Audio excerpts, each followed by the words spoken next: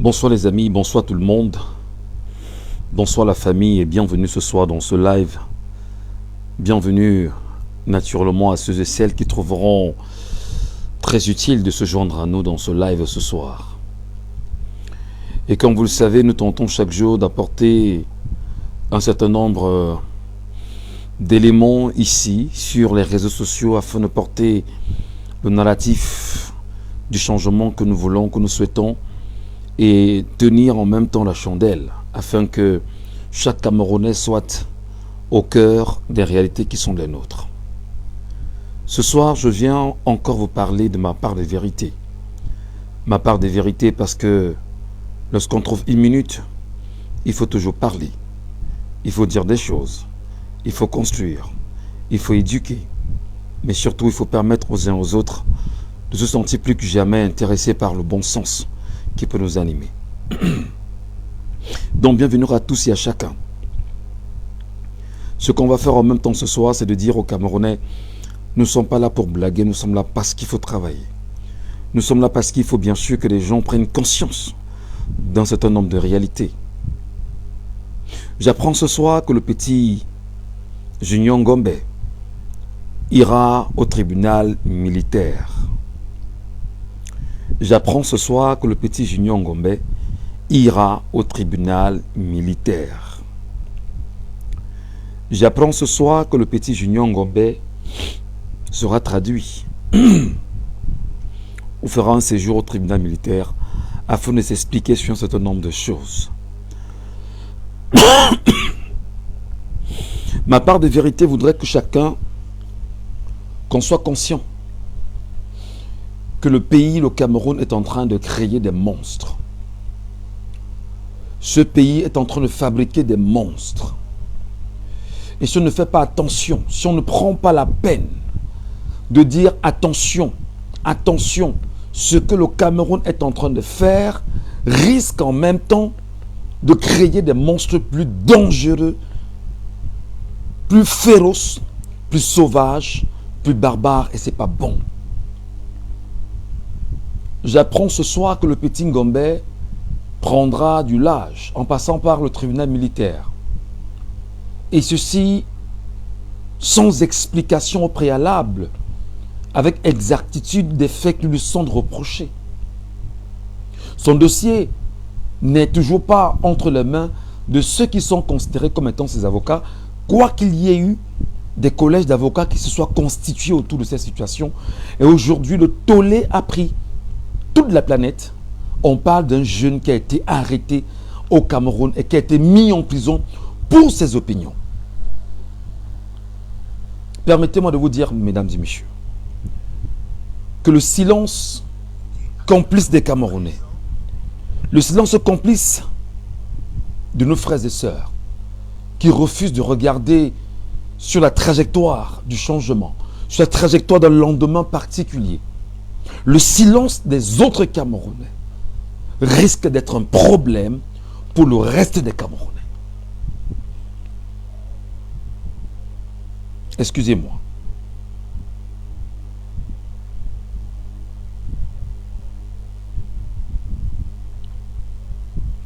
Le silence des autres Camerounais, le silence de la masse camerounaise face aux problèmes auxquels quelques-uns parmi nous sont confrontés risque d'être le problème de tout le monde. Quel est ce pays dans lequel les gens vivent dans l'individualisme? Quel est ce pays dans lequel les gens vivent en autarcie? Quel est ce pays dans lequel les gens vivent et ne prennent pas en compte les réalités auxquelles leurs compatriotes sont confrontés et se dire qu'est-ce qu'on peut faire pour que ça change? Mes chers compatriotes, je vais vous dire, vous dites que le mal est profond parce que la mentalité a un problème. La mentalité en elle-même est un problème sérieux.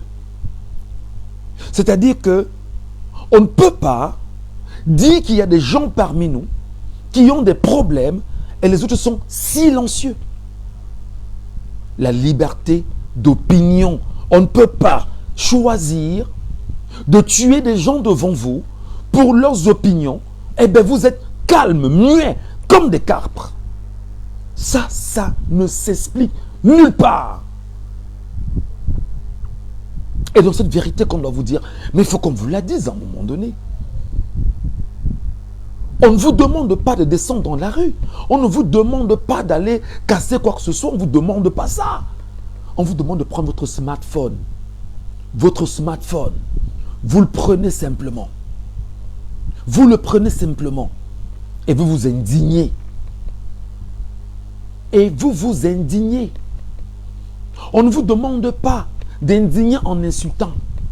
On ne vous demande pas de vous indigner en dégradant. De vous indigner en cherchant que dit la loi, que disent les textes, et de vous appuyer là-dessus chaque jour. Mais non, c'est grave au Cameroun. Sommes-nous un peuple de faiblards à ce niveau?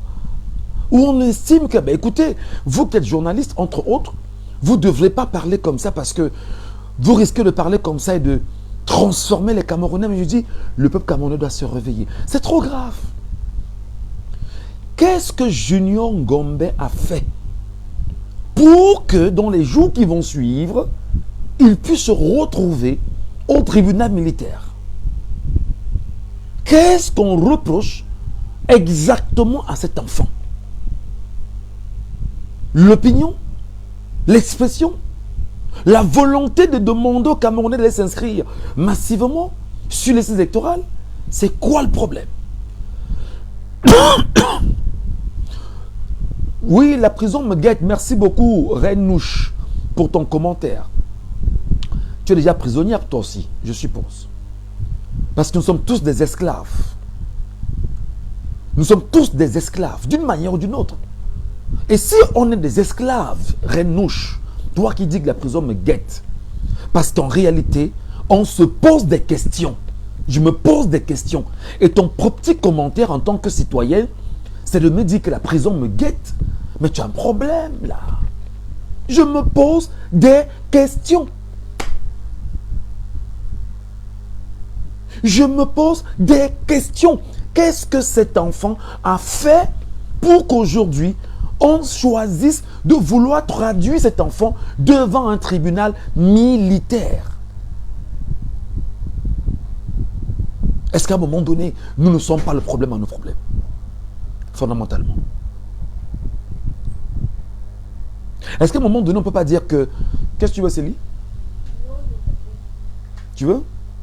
Ok, bye bye. Est-ce qu'on ne peut pas dire que le Camerounais est le problème à ses problèmes? On ne vous demande pas de descendre dans la rue. Parce que si vous descendez dans la rue, les barbouzes vont faire votre fête. La main noire fera votre fête. Et ils ne vont rendre compte à personne. Mais on vous demande d'apprendre à vous indigner avec un smartphone. Avec un smartphone. C'est pas possible. Un enfant de 23 ans est en train d'aller au tribunal militaire au vu au-dessus de 30 millions de Camerounais. Ça ne vous dit rien. C'est normal, c'est cool. Eh bien non, tout va bien. Le pays va en droite ligne, quoi. Je puis vous le dire. Vos indignations sélectives, votre incapacité à ouvrir la bouche, votre incapacité à dire que je ne suis pas content sera votre problème. Votre capacité ou votre incapacité à dire avec exactitude qu'il y a un problème ici. Au nom de quoi vous ne pouvez pas parler? Au nom de la peur? Nous avons tous peur. Parce que je peux parler comme ça, je ne dors pas. Au nom de quoi?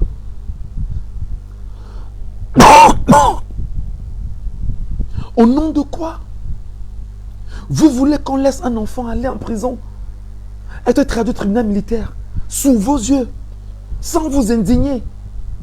Au nom de quoi vous laissez dormir vos ministres au Cameroun? Quand un enfant est en train d'aller en prison, comme c'est le cas, vous ne parlez pas.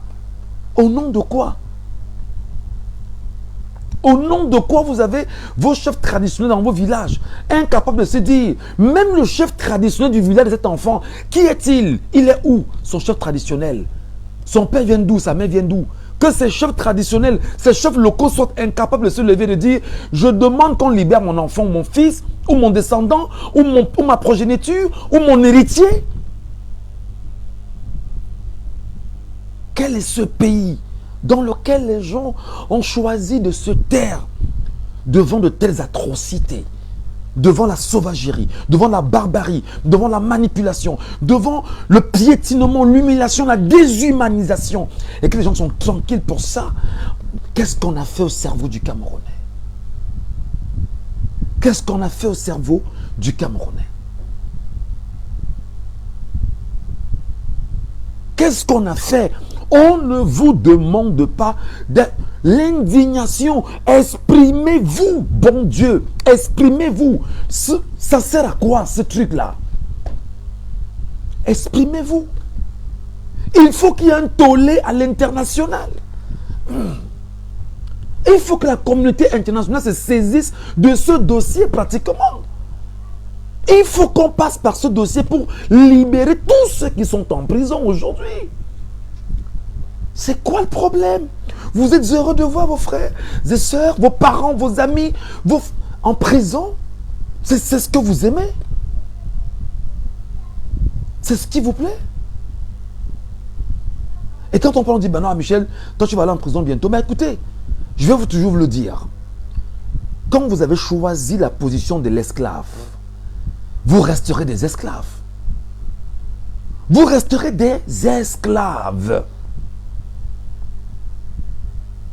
Vous resterez des esclaves si vous êtes incapables d'apprendre à vous indigner. La preuve, on fait un live, même partagez ou ne partagez pas. Pourquoi? Parce que vous ne comprenez rien. Pas pour tout le monde, pour certains bien sûr. C'est incroyable. C'est incroyable dans un pays. L'enfant s'est levé et a fait des TikTok, des vidéogrammes sur TikTok. L'enfant s'indigne. L'enfant appelle les autorités de la République à changer, comme moi j'appelle tous les jours, à changer. J'ai entendu Célestine Clétès-Koutia l'autre jour à Paris avec Deglo Wona, qui fuyait même d'ailleurs parce que les gardes de Paris là voulaient absolument en finir avec eux. Ils se cachaient. Personne n'a osé parler de Ngombe. Parce qu'on estime que ben non, c'est un cas négligeable. Un enfant se lève et s'indigne. Et l'enfant de surcroît prend sur lui de dire aux Camerounais, inscrivons-nous en masse sur les listes électorales. Mes chers compatriotes, vous êtes cruels. Vous êtes méchants. Vous êtes des sauvages. Vous êtes, pour la plupart d'entre vous, des gens qui refusent de vous libérer du joug de l'impérialisme, du colonialisme, de la barbarie, de la sauvagerie et de la confiscation de ce que vous avez comme héritage naturel. En quelle langue est-ce qu'on doit vous parler? Vous, Camerounais. En quelle langue est-ce qu'on doit vous parler? Vous, peuple camerounais. Quelqu'un m'a dit aujourd'hui, est-ce que tu te souviens de Bruno Bidjan qui était là en prison parce que Bruno Bidjan avait... J'ai dit, mais attends, mais arrêtez de me bassiner des oreilles, des conneries. Bidjan est là en prison pour les raisons que tout le monde connaît. J'avoue, je suis gêné pour lui, mais qu'est-ce que je fais? Les raisons n'ont rien à voir avec un combat collectif de changement. Même s'il y a eu des déclarations visant bien sûr à préparer les gens sur l'augmentation du prix du carburant au Cameroun, ce n'est pas ça les raisons pour lesquelles ils se trouvent en prison aujourd'hui. Là n'est pas le sujet. Il faut arrêter, chers Camerounais. Vous êtes le problème à vos problèmes. Vous êtes le problème à vos problèmes. Vous, Camerounais, vous êtes le problème à vos problèmes. Vous, Camerounais, vous êtes le problème à vos problèmes. Vous avez l'incapacité de vous indigner. L'indignation Dis, je ne suis pas d'accord. Je ne suis pas d'accord. Et rien ne va y faire parce que je ne suis pas d'accord. C'est tout ce qu'on te demande. Qu'on sente qu'on est en train de te mettre mal à l'aise et que tu dises, je ne suis pas d'accord. Je ne suis pas d'accord. J'ai eu récemment sur les antennes de la radio où je travaille, quelqu'un qui a appelé et qui nous a raconté comment est-ce qu'on fait subir des sévices corporels de notre genre à des gens au secrétariat d'État à la Défense à Yaoundé. Ceci ne vous dit rien. Que vous laissez Ngombe là-bas, l'enfant a fait quoi? L'enfant a fait quoi? Ceci ne vous dit rien. Que vous laissez l'enfant là-bas qui on peut torturer psychologiquement, physiquement, avant de le traduire devant un tribunal où il pourra dire ce qu'il n'a pas fait. C'est ça. C'est ce que vous voulez pour cet enfant. Comme si cet enfant ne peut pas être vos enfants à vous à la maison que vous gardez. Il n'a que 23 ans. Il est mon petit frère de très loin. Vous n'avez pas de petit frère. Vous n'avez pas de petite sœur. Tous ceux et celles qui s'indignent chaque jour, ça ne vous dit rien. Vous n'êtes pas concerné par ça. Quel est ce peuple? Oui, je suis d'accord qu'en lisant le livre de Ebale Angounou, Le vrai visage de Paul Biya, le titre de ce livre, j'ai lu des choses dedans qui sont incroyables en matière de rituels, dans des carrefours, pour pouvoir inoptiser le peuple. Mais non, mais écoutez, arrêtez votre connerie. On ne vous inoptise pas, c'est tout. Ça ne marche pas. Si on vous inoptisait, vous n'en serez plus là. Donc on a tout un peuple, 30 millions de personnes sous hypnose. On ne vous demande pas de descendre dans la rue. Parce que si vous descendez dans la rue sans déclarer, ils vous diront que vous descendez sans déclarer. On enverra les Mami Wata, on enverra ci, on enverra ça pour vous arrêter. Ne descendez pas. Mais tout au moins, prenez votre téléphone honteusement et laissez un commentaire. On devait s'arranger à faire quoi? Que chaque matin, quand vous vous levez, sans arrêt, vous faites 10 commentaires le matin sur Junior Ngombe. À 10 h, vous faites 10 commentaires sur Junior Ngombe. À 13 h, vous faites 10 commentaires sur Junior Ngombe. À 16 h, vous faites 10 commentaires sur Junior Ngombe. À 20 h avant de dormir, vous faites 10 commentaires sur Junior Ngombe. Et qu'on soit comme ça, 1 million de Camerounais, est-ce que ça ne changera pas? Est-ce que ça n'aura pas une force? Est-ce qu'on ne se rendra pas qu'un tollé? J'ai vu des gens ici, sur les réseaux sociaux, avec l'affaire Martinez-Zogo. J'ai vu des gens se lever. J'ai vu des gens qu'on a essayé de détourner, dont on a essayé de détourner l'attention pendant des semaines.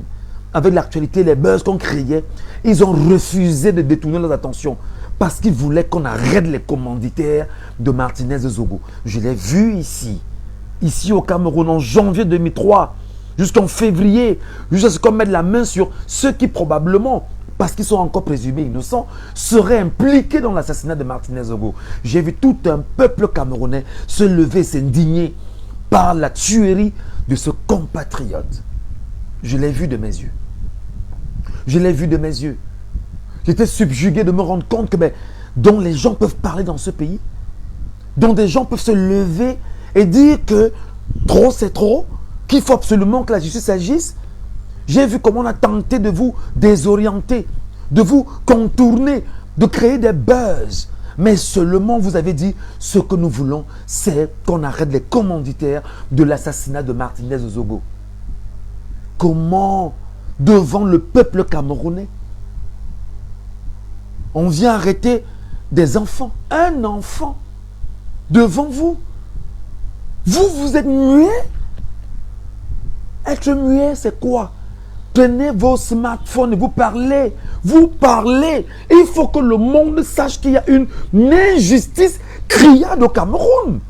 Il faut que le monde sache que la constitution du Cameroun qui est en deçà des accords internationaux, le Cameroun s'arrange à ne pas les respecter. Il faut qu'on fasse du bruit pour que la communauté internationale que l'ONU, l'UNICEF, l'UNESCO et tout ce qui passe avec se rendent compte qu'il y a un problème au Cameroun, du point de vue de la justice, du point de vue de la sauvagerie, du point de vue de la barbarie. Bah attendez, on vous dit, ben non, ne parlez pas comme ça, parce que quand vous parlez comme ça, on vous taxe de journalistes et activistes, mais attendez, arrêtez les conneries. Nous demandons à ce peuple, mais qu'est-ce qu'on t'a fait, toi, peuple camerounais? Qu'est-ce qu'on t'a fait, toi, peuple camerounais? Qu'est-ce qu'on a mis dans ton cerveau? Quelqu'un m'a appelé tout à l'heure, il m'a dit, Michel, et il me le dit, hein, tout à l'heure, je suis couché, il me dit, j'étais dans un divers quelque part, au CED, ton nom circule au CED. Je dis, je ne joue pas les euros. Moi, Michel Gatou, je ne joue pas les euros. Je dis, je suis journaliste. J'en appelle d'ailleurs la corporation des journalistes du Cameroun à prendre très au sérieux ces déclarations. J'en appelle d'ailleurs Reporters sans frontières à prendre très au sérieux ces déclarations. Où des gens m'appellent et me disent que ce que d'autres ont subi, tu risqueras de subir cela peut-être doublement ou triplement. Je vous donne encore mes parts de vérité ce soir. Je demande à ceux-là qui prennent du plaisir à prendre leur téléphone, passant par WhatsApp pour nous laisser des messages, pour nous dire que ce que d'autres ont subi, tu vas subir pire. Ceci, la vérité c'est comme les fesses, on s'assoit avec. Je reprends. La vérité c'est comme les fesses, on s'assoit avec. Vous pouvez ne pas aimer la vérité, mais vous n'en avez jamais changé la vérité. La vérité, c'est quoi? C'est que le peuple camerounais, en 42 ans, vit écroupi dans la misère totale. Et ça, sous vos yeux. Pourquoi ce peuple est devenu comme il est aujourd'hui? C'est parce que vous avez pris le temps pendant 42 ans. Et avant 42 ans, avant... Je parle ici de 1920, 1918, 1920, où la France est entrée au Cameroun et la France a imposé des travaux forcés aux Camerounais. Et même avant, avec les colons allemands, quand le Cameroun était sous protectorat allemand, nos pères ont fait des chemins de fer au Cameroun, sous la pression, sous la sauvagerie, sous la barbarie. Et c'est ce que vous pensez que vous avez eu comme meilleur héritage. L'héritage de la sauvagerie. Vous croyez que vous parlez, vous n'avez pas d'enfants? Vous n'avez pas d'enfants, vous n'avez pas de femmes? Vous croyez que lorsque vous estimez que vous êtes super caché autour de vous-même, vos collègues sont avec vous? Faites attention. Faites très, très, très attention. Parce que vous n'avez pas idée du flux d'informations qu'on a au quotidien venant des services de renseignement du Cameroun. Mais non seulement on a ce flux d'informations, qu'est-ce qu'on fait en matière de responsabilité sociale? En savoir en fait bon usage. Savoir protéger la société. Savoir protéger les hommes. Savoir protéger toutes les communautés. Savoir dénoncer quand il faut dénoncer. Savoir alerter quand il faut alerter.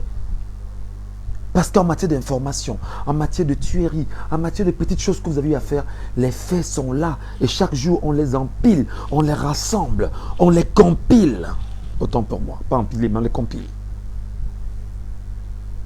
Mais attendez, on pouvait jouer les oraux et chaque jour sur les réseaux sociaux a dit qu'il y a eu ci, il y a eu ça. Pour le moment, on estime que non, on reste tranquille. C'est pas parce qu'on est journaliste que vous croyez que pour pouvoir parler, il faut forcément prendre un papier et écrire, orienter, coudre avant de rendre. Non. On a une situation difficile au Cameroun. Je salue Bobby Lamedine qui est là. Qui en réalité, nous vivons dans des souffrances atroces depuis au moins 60 ans. Ça fait 64 ans aujourd'hui que des gens vivent dans des situations atroces. Les amis, je vais vous relire un document ce soir qui va encore vous choquer. Excusez-moi. Parce que là, j'ai l'impression que les gens s'amusent. Les gens ne veulent même rien écouter.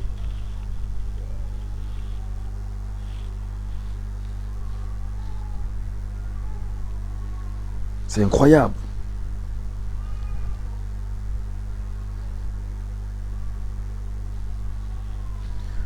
Les gens ne veulent rien écouter. Attendez, que je te retrouve ça rapidement.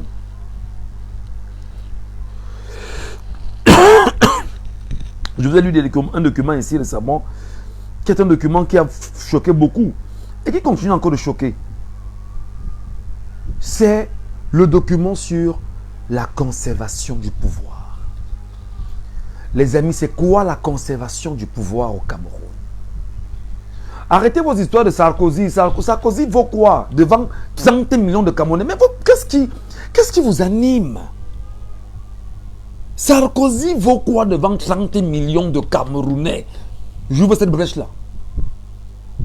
Arrêtez. Mais sortez ça de votre cerveau, bon Dieu. Que vaut Nicolas Sarkozy, Macron et toute l'oligarchie française devant 30 millions de Camerounais? Je repose ma question. Que vaut Nicolas Sarkozy, Macron et toute l'oligarchie française devant 30 millions de Camerounais? Mais attendez. Paul Biya est parti, c'est son problème avec Macron. Vous décidez que ça ne change, que ça va changer. Ça va changer.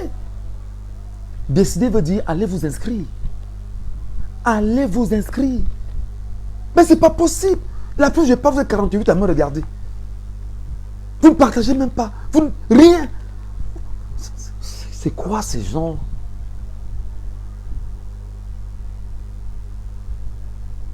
C'est quoi? On vit où là? On vit avec qui là?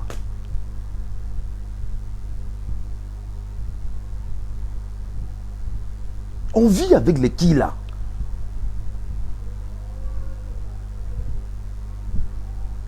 Alors vous êtes content quand on prend le risque de parler. Vous regardez, c'est le spectacle qu'on est en train de faire. On est en train de faire le spectacle et vous nous regardez en tant que spectateur, quoi. C'est ça. Alors qu'on s'indigne, on dit que mais ça ne marche pas. Vous nous regardez que non, il parle là-bas, il écoute ce qu'il va dire. C'est quand on va l'arrêter, on ne va pas m'arrêter. On ne va pas m'arrêter. Je reprends. On ne va pas m'arrêter. Pourquoi? Parce que je n'incrimine personne.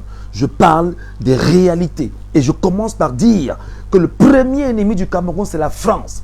Et les Français ont éduqué l'armée camerounaise, les forces de défense camerounaises, à être une force répressive, sauvage et barbare. C'est pourquoi les policiers, les militaires, les gendarmes et tout ce qui constitue le corps de la sécurité dans leur globalité sont des gens qui n'ont Dieu que pour la sauvagerie, la barbarie. Et c'est comme ça qu'ils ont hérité de la logique française. Et l'impression qu'on a, c'est que même en interne ou en avec ses compatriotes, parce qu'on est policier, parce qu'on est gendarme, parce qu'on est homme en tenue, qu'est-ce qu'il faut faire pour pouvoir parler? C'est oppresser l'autre. Mais qu'est-ce qui ne va pas dans vos cerveaux?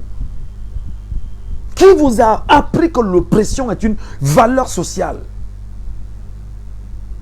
Qui vous a appris que lorsque vous devez être porté une tenue, vous devez avoir pour mission seulement de piétiner vos compatriotes? Où l'avez-vous appris?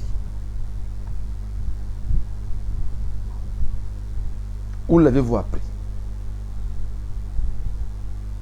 Alors, mes amis, je vais vous dire, très honnêtement, le Cameroun a hérité de la France 3 grandes choses. L'oppression, qu'on peut qualifier de barbarie, de sauvagerie. Le vol, qu'on peut qualifier de corruption, de détournement massif de deniers publics. Et tout ce qui passe avec, tous ces corollaires. Et surtout, du mensonge. Le mensonge que chacun connaît aujourd'hui. Parce qu'on a un régime de menteurs, de manipulateurs. Et le dire n'est pas un mot. Le dire, ce sont des faits. Et si vous voulez qu'on trace les faits, je reviens ici avec, pour exemple, toutes les promesses qui ont été faites aux Camerounais sous le renouveau. Et je prends l'une des dernières promesses en date, les forages dans l'extrême nord. On n'en parle pas. Et le peuple camerounais refuse de s'informer, refuse de se cultiver, refuse d'aller chercher son problème, parce qu'il le connaît même d'ailleurs.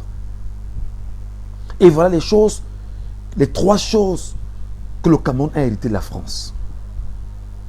Et non seulement le Cameroun a hérité cela de la France, le Cameroun s'arrange à avoir à la tête du Cameroun un homme qui n'a Dieu que pour la France. Qui l'a mis là? C'est la France. Alors il fait allégeance à qui? Pas au peuple camerounais, mais au peuple français. Non, à l'oligarchie française, à l'Élysée. Voilà celui à qui il fait allégeance. Vous vous rendez compte? Vous vous rendez compte fondamentalement? Je vous parle des cotisations. Il y a ce qu'on appelle, bon Dieu, je parle comme ça, les Camerounais ne m'écoutent pas, je ne sais pas ce qu'ils veulent faire. Ou ils veulent se mettre au palais des congrès là-bas, à Yaoundé, prendre le haut-parleur et parler, je ne sais pas. Est-ce que vous savez que dans les accords de la colonisation, les accords de la France-Afrique, il y a la dette que le Cameroun paye chaque année à la France? Est-ce que vous le savez? Est-ce que vous savez qu'il y a une dette que le Cameroun paye chaque année à la France? La dette de la colonisation. Paul Biya est le meilleur contributeur dans cette dette. Paul Biya est le... Si vous voulez, Paul Biya, pas le Paul Biya parce qu'il est le président des Camerounais. Il est le meilleur contributeur dans cette dette que le Cameroun doit à la France. Nous payons la dette de l'oppression. Nous payons la dette de la sauvagerie. Parce que nous a enseigné à être sauvages, barbares et tout ce qui passait avec. C'est la dette là que nous payons. C'est de ça que nous parlons. Plus grave, je vous ai dit ici que le président actuel n'a jamais défendu. C'est-à-dire que une autre monnaie autre que le franc CFA pour le compte du Cameroun. Tout à l'heure, je regardais un documentaire qui me parlait des 3 grands hommes qui étaient des chefs d'État africains qui étaient plus puissants que certains ministres, même français. Le premier d'entre eux était Léopold Sédar Senghor, l'un des premiers traîtres du continent africain, sénégalais de son temps, qui d'ailleurs est entré à l'Académie française pour ci ou pour ça, pour tout ce que vous connaissez. Mais en vérité, il fait partie des gens qui ont souhaité qu'il n'y ait pas le retrait de la France sur le continent africain. Il voulait que la colonisation se poursuive. Voilà des Africains. Et vous savez comment ça s'est passé? Vous savez comment ça s'est passé? On a pris des enfants au Cameroun, en Afrique, comme on a pris certains au Cameroun. On les a amenés en France. Ils ont fait des études dans les écoles françaises. Ils sont entrés, pour certains, à l'ENA, certains sont allés à l'Institut des hautes études d'outre-mer. Ils ont été biberonnés, éduqués, enseignés. On a retiré les valeurs structurelles même de la moelle épinière du cerveau pour leur imposer un narratif différent, qui est celui de penser comme veut l'oppresseur. Qui est celui de leur dire, aimez le camembert, aimez le fromage, aimez le champagne, et sentez-vous bien, soignez-vous, voici vos avantages. Voilà ce qui anime des esprits de certains. Donc, cet homme qu'on appelle Léopold Sédar Senghor, premier président français, il en fait partie, imposé à la tête de l'État sénégalais par le général de Gaulle, et qui d'ailleurs était un ancien ministre français. Deuxième acteur majeur. Vous avez eu le tout premier président ivoirien. Il s'appelait comment? Son nom m'échappe bien parce que je me suis même énervé après des gens qui ne me servent à rien. Le premier président ivoirien, son nom là m'échappe. Excusez-moi, ça peut arriver. Parce que vraiment, c'est dommage. Il fait partie des gens qui se sont arrangés et qui disaient aux Français, il ne faut pas que la colonisation s'arrête. Parce qu'en réalité, les maîtres esclaves avait pris beaucoup d'appétit à soumettre des sujets africains en esclavage. Houphouët-Boigny, merci beaucoup. Les maîtres esclaves, comme Houphouët-Boigny, comme Léopold Sédar Senghor, avaient pris du plaisir à soumettre les autres sujets africains à l'esclavage. Et pour eux, il ne fallait pas. Pourquoi? Parce qu'ils parvenaient à avoir ce qu'ils gagnaient comme argent. Ils le gagnaient. Ils gagnaient de l'argent. Ils s'enrichissaient. Et d'ailleurs, jusqu'à aujourd'hui, je pense, sauf risque de me tromper, que l'une des plus grandes réserves agricoles de la Côte d'Ivoire appartient encore à la famille de Feu Houphouët-Boigny. C'est dans cette logique-là que vous verrez que des gens sont venus après, ici au Gabon. Après Léon Mba, vous avez eu Bongo qui a pris le pouvoir. Qui avait plus de 40 ans au pouvoir, Bongo. Bongo décidait de qui devait être ministre en France et qui ne devait pas l'être. Bongo était d'une puissance extraordinaire. Parce qu'en réalité, des gens ont pris fait et cause derrière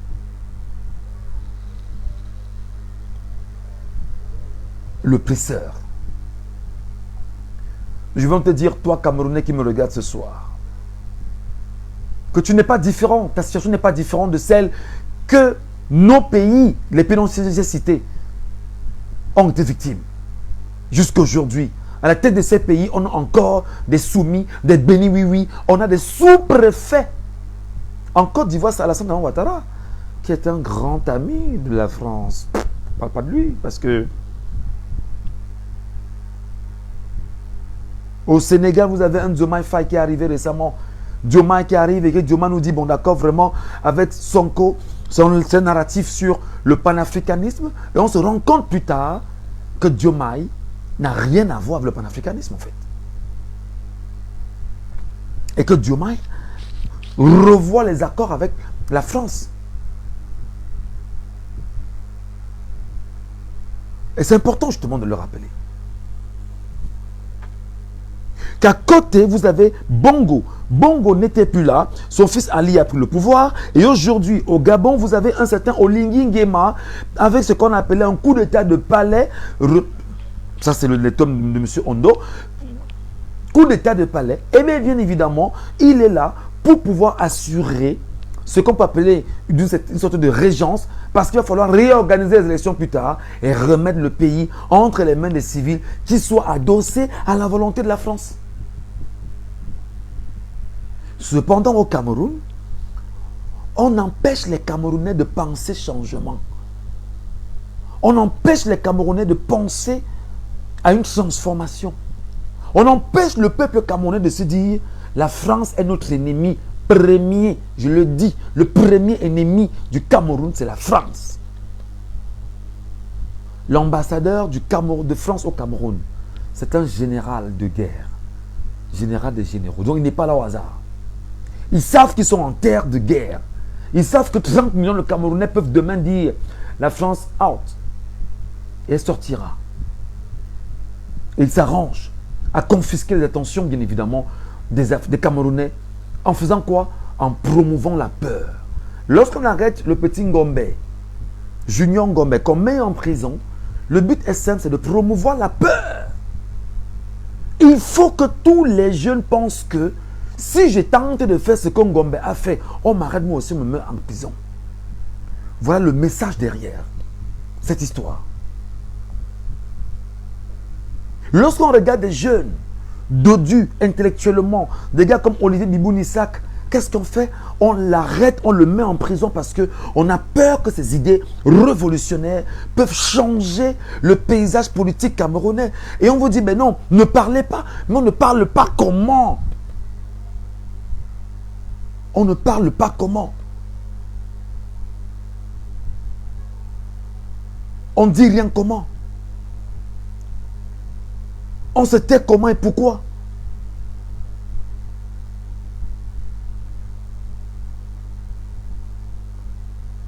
Est-ce qu'à un moment donné, vous n'êtes pas choqué vous-même? Vous lisez l'histoire de votre pays. On vous dit qu'on est venu ici. On a versé le napalm sur un peuple. On a tué au moins 1 million de personnes en pays Bamileke. Vous n'êtes pas choqué? Vous n'êtes pas choqué? Vous n'êtes pas choqué de vous rendre compte qu'on est venu, on a tué tous les nationalistes camerounais qui demandaient l'indépendance du Cameroun. Vous n'êtes pas choqué pour ça? Ah, vous aimez le fromage. Vous aimez les champagnes. Vous aimez le camembert. Vous n'êtes pas choqué de vous rendre compte que lorsque vous vendez le pétrole, on ne connaît pas le nombre de barils de pétrole qui sortent du Cameroun chaque jour? Vous n'avez pas honte qu'on ne vous dise rien? Vous n'êtes pas choqué d'imaginer que le bois sort tous les jours du Cameroun? Personne ne connaît le nombre de billes de bois qui sortent du Cameroun chaque jour. Vous n'êtes pas choqué? Aucun député? Vous n'êtes pas choqué? Vous n'êtes pas choqué de savoir que l'on vende c'est-à-dire qu'il y ait des concessions sur l'exploitation des minéraux camerounais et qu'on ne vous dise jamais qui sont ceux-là qui viendront justement réaliser ou exploiter? Est-ce qu'on va vous reverser à l'État du Cameroun? Vous n'avez pas honte? Peuple camerounais, tu me fais honte, honnêtement. Tu me fais honte. Vous n'avez pas honte qu'on vous dise qu'un pays, en 2023, qu'on a bu l'équivalent de 1 milliard de litres de bière? You don't have shame? What is the problem? Tu n'as pas honte? Tu n'as pas honte d'être incapable de prendre un téléphone comme ça, d'aller sur Google taper dégâts de l'alcool dans le corps humain? D'ailleurs, tu le sais.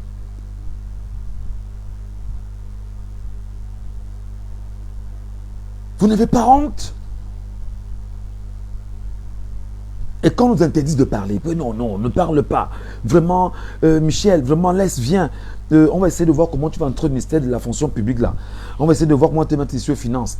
On va essayer de voir comment, même à ton âge, on va te trouver une place à la CATV. C'est pas ce que je veux. Ce n'est pas ce que je veux. Vos promesses, ça ne m'importe peu. Ça ne veut pas dire que je vis trop bien. C'est dur. Mais il y a un minimum de fierté qu'il faut avoir. Alors, comme je l'ai dit, les services secrets vont me chercher. Les gendarmes vont me chercher. Parce que je suis en train d'éveiller mon peuple. Parce que j'amène mon peuple à prendre conscience. Parce qu'on a fait de mon peuple un peuple d'esclaves. Et on nous demande, nous, esclaves, de ne pas parler. On fait de moi un esclave avec le franc CFA. On fait de moi un esclave avec les médias européens importés et imposés au Cameroun. On fait de moi esclave avec ça.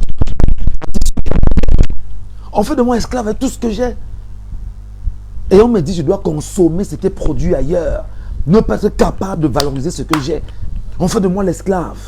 Et l'esclave qui ne doit pas parler, qui ne doit pas s'affranchir, qui ne doit même pas laisser une parole pour ses descendants si jamais la mort venait à lui rendre visite. Chers Camerounais, le premier ennemi du Cameroun, c'est la France. Désolé pour mes frères camerounais et mes soeurs camerounaises qui sont en France. J'assume mes propos personnellement. Je ne vous mets pas en danger, mais je le dis. La France est le premier danger de notre pays. La France a décidé de rester présente au Cameroun. La France a décidé de maintenir à la tête du Cameroun des gens qui vont se battre pour elle, la France, et pas pour le peuple camerounais. La France a décidé de faire de 30 millions de Camerounais des esclaves. Vous travaillerez, vous allez payer Orange Money tout le temps pour le bien des Français. Vous allez payer MTN Money tout le temps pour le bien des Français. Vous allez payer tous les produits qui viennent de la France. Vous allez consommer Canassa tout le temps pour le bien des Français. On va vous spolier vos terres. Et pourquoi? Parce que des gens qui sont tapis dans l'ombre, qui disent avoir le pouvoir, qui complotent avec la France à travers des cercles bizarres, viennent et se servent de l'étiquette de justice qu'on dit avoir pour vous prendre vos terres, prendre tout ce que vous avez, parce qu'ils vont vous dire qu'ils ont le pouvoir. Un pouvoir qui n'a rien d'un pouvoir humain. La France est votre problème. La France qui est complice aujourd'hui avec les organisations internationales La communauté internationale est complice avec cette France. Je dirais même qu'il y a des choses qui ne marchent pas. La France nous empêche, nous Camerounais, de pouvoir regarder sur la trajectoire de la vérité. La France a mis à la tête du Cameroun des gens qui ne sont pas prêts à se battre pour le bien des Camerounais. Et alors je t'appelle, toi, jeune Camerounais, à reprendre ton pèlerin, ton bâton de pèlerin autant pour moi, et de te dire, qu'est-ce que je fais? Va t'instruire. Va t'instruire, va lire l'histoire de ton pays. Va lire l'histoire des hommes qui ont gouverné ce pays. Va voir ce que ces gens ont fait. Et tu ne peux pas, parce que tu ne maîtrises pas l'histoire de ton pays, penser que tout va bien. Tout va très mal. Tout va très mal. Mais alors nous sommes dans l'enfer au Cameroun.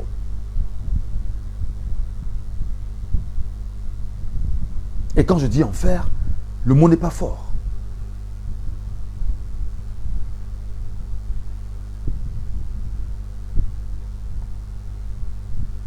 On ne peut pas continuer comme ça. J'ai vu 2 correspondances aujourd'hui. J'ai vu 2 correspondances aujourd'hui. 2.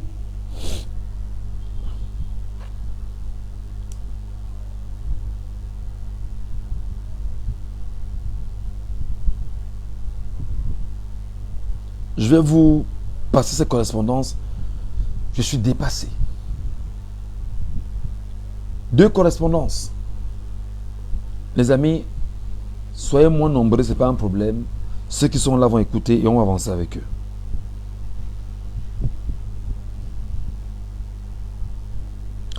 J'ai lu une correspondance ce matin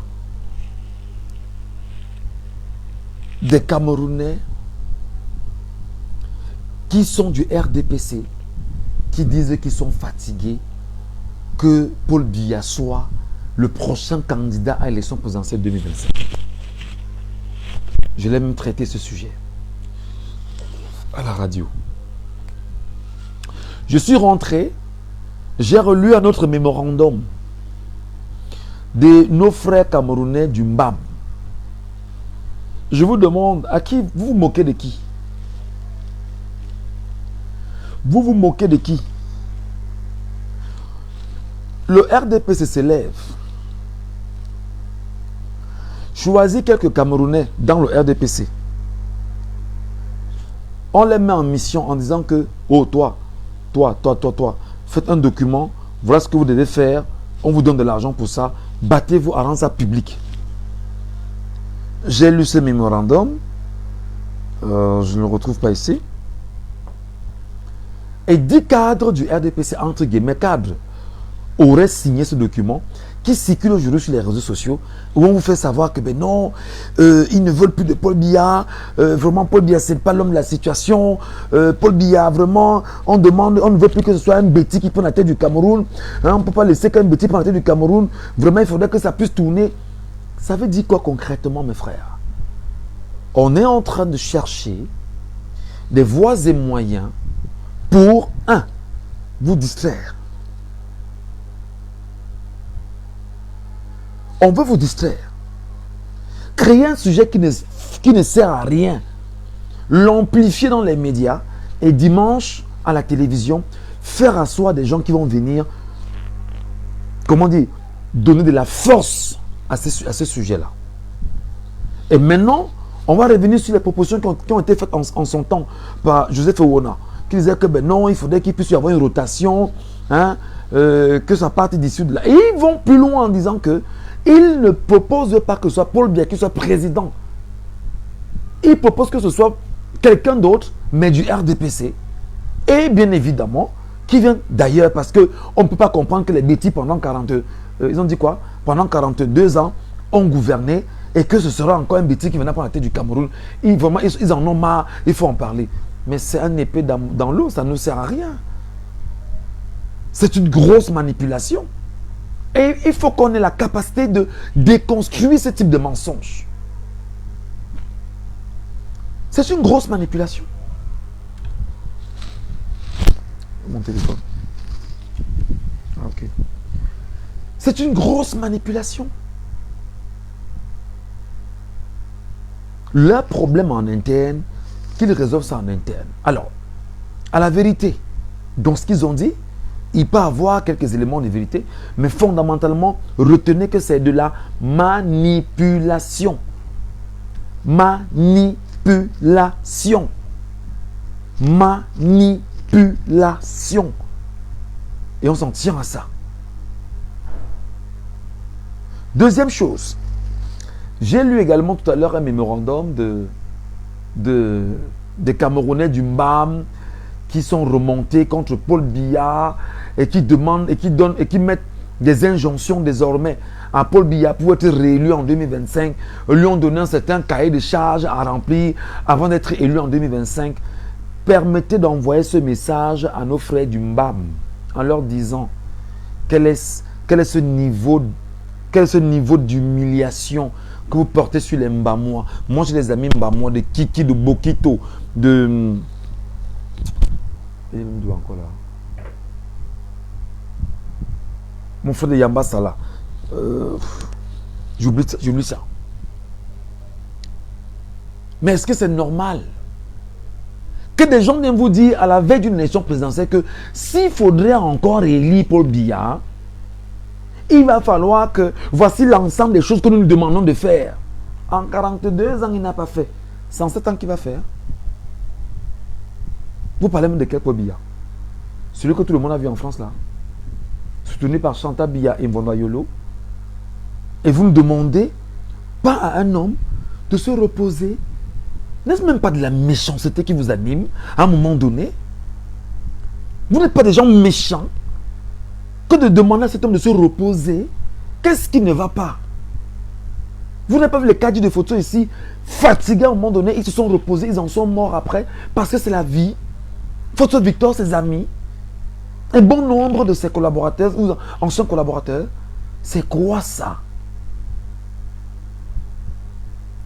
Alors, n'oubliez pas ceci, les amis. Et je finis par là. Le RDPC va mourir en 2025. Écrivez en commentaire. Je sais qu'il y a une cellule au CED qui a pour rôle de prendre tout ce que nous disons et d'analyser et de voir où est-ce que nous avons buté pour voir dans quelle mesure on peut nous attaquer. Faites très attention. Écrivez en commentaire. Le RDPC va mourir en 2025. Pourquoi? Toutes les aiguilles démontrent que le RDPC perd officiellement les élections en 2025. Je reprends.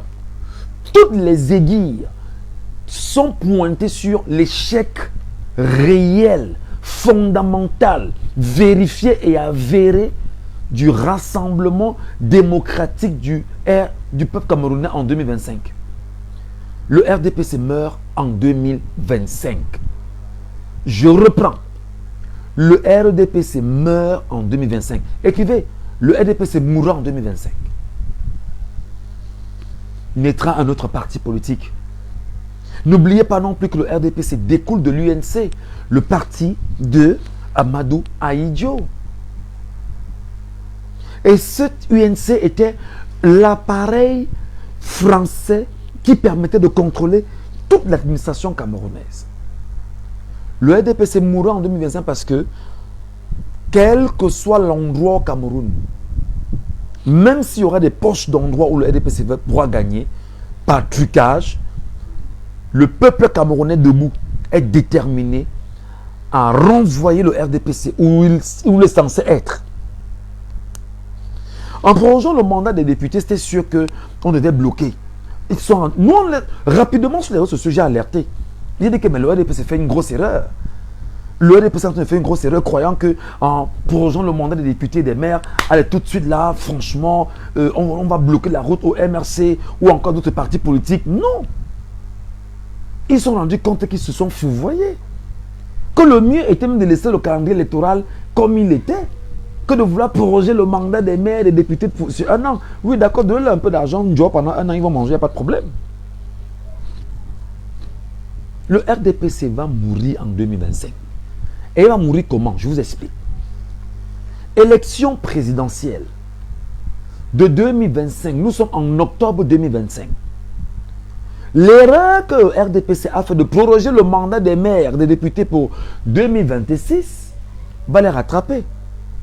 Parce que si le RDPC avait laissé le calendrier électoral comme il se doit, en 2025, février 2025, on irait aux élections municipales et législatives, le RDPC pourra encore se conforter d'avoir des positions en attendant l'élection présidentielle de 2025. Je reprends.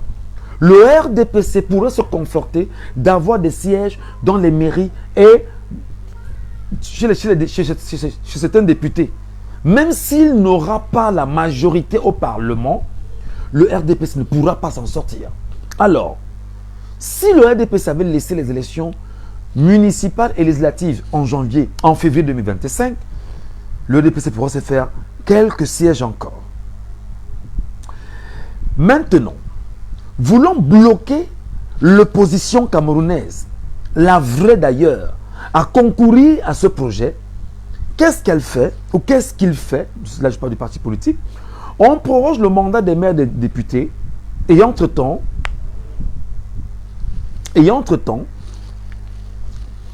on attend les élections de 2025 en octobre. Je peux vous rassurer, mes amis. Et je le dis, écrivez-le en commentaire, le RDPC meurt en 2025. Personne ne va voter le RDPC en 2025. Que le CED enregistre ce que j'ai dit. Personne ne va voter le RDPC en 2025. Parce que désormais, quand on dit ce qu'on dit au Cameroun, liberté d'opinion, on nous attaque. Personne ne va voter le RDPC en 2025. Il dit bien, octobre 2025. Que ce soit avec Biya ou pas, personne ne va voter le RDPC. Parce que nous, on va faire un travail de communication. Et que ce travail-là ira plus loin. Vous n'avez même pas idée de ce qu'on est en train de préparer. Il dit, personne ne va voter le RDPC en 2025. Pour tous ceux qui sont inscrits aujourd'hui. D'accord? Consignez-le. Et quand il dit personne, je sais qu'il y aura forcément 2 ou 3 traîtres, comme d'habitude. Mais le RDPC mourra en octobre 2025. Pourquoi? Parce que nous sommes allés nous inscrire sur les électorales. Et cette fois-ci, nous allons voter. Nous allons surveiller nos voix. Sachant que tout se joue dans les bureaux de vote et au niveau de la commission communale, on fera tout. Parce qu'on ne peut pas quitter du bureau de vote là sans avoir nos résultats. Écoutez très bien ce que je vous dis. Écoutez-moi très bien. Le peuple, lui, sera debout. On ne peut pas partir du bureau où on a voté sans être sûr que nous aurons nos résultats.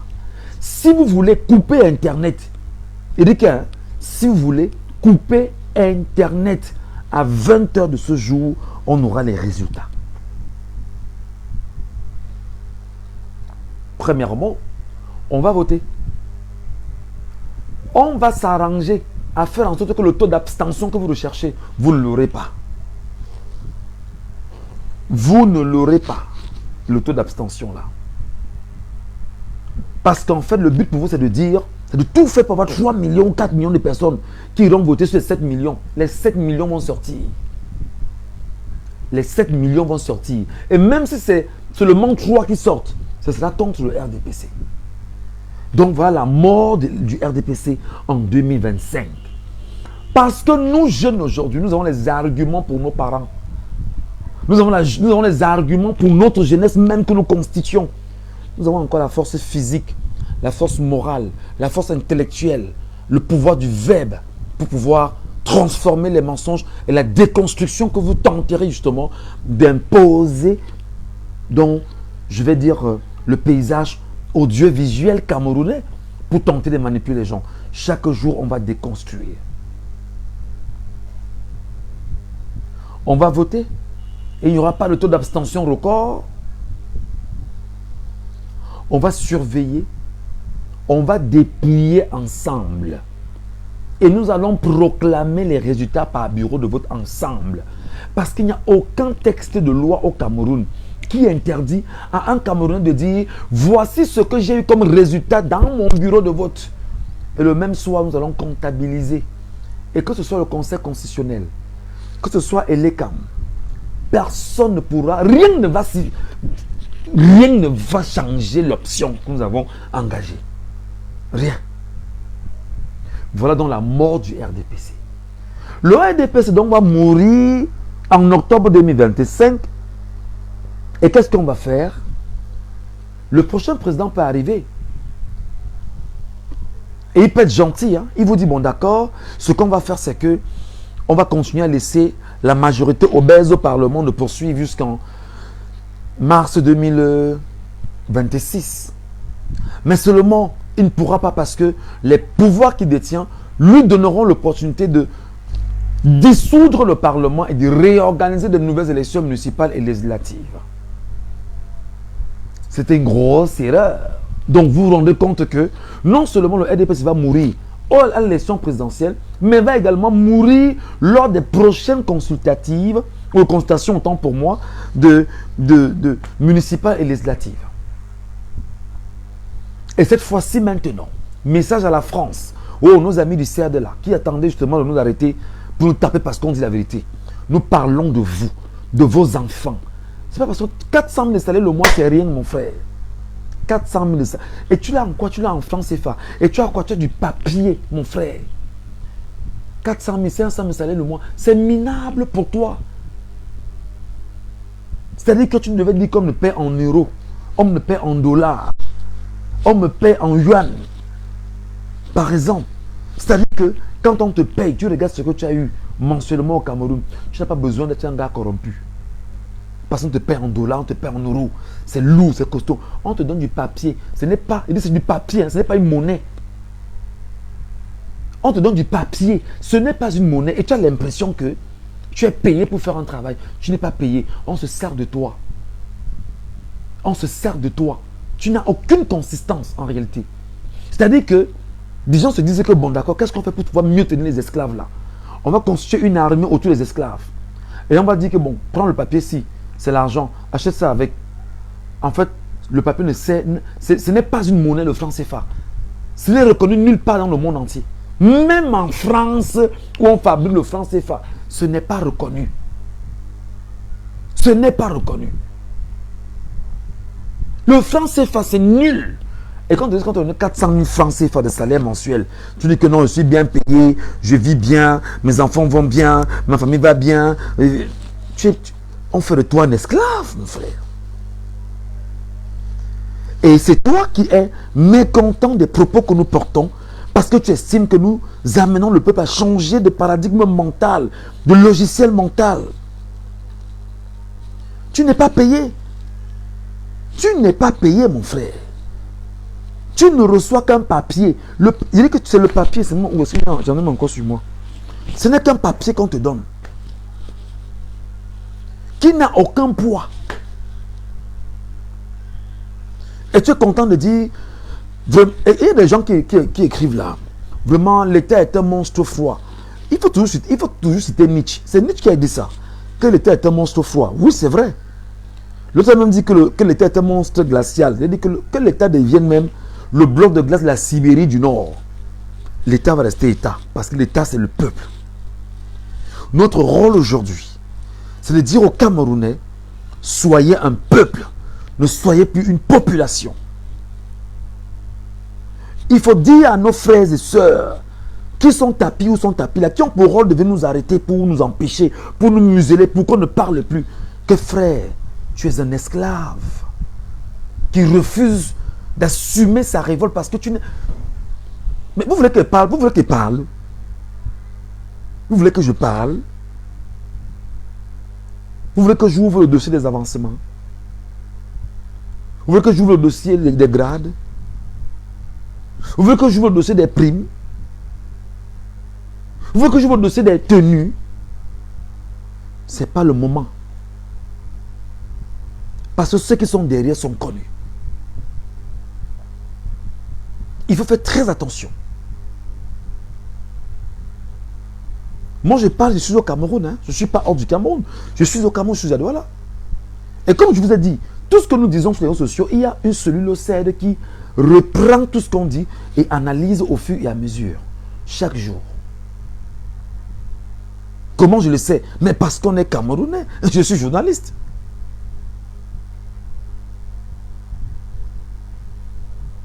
C'est pourquoi je pense aussi que nous avons un travail au Cameroun.